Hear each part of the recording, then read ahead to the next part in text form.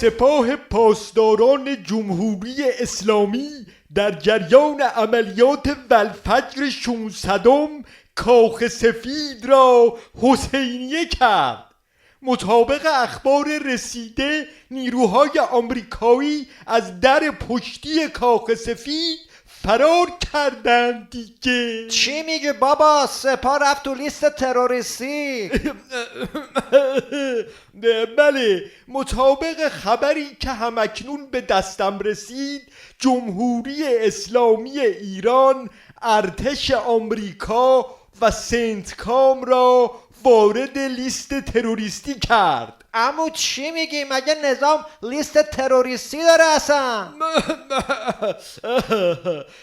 یاران ولایت با هشتگ من سپاهیم فضای مجازی را به تسخیر خود درآوردند.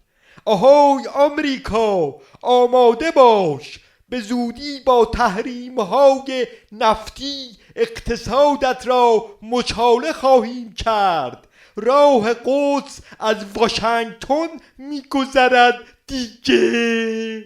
حاجی چی میگی؟ تمام حسابامون تو اینستاگرام بلاک شد.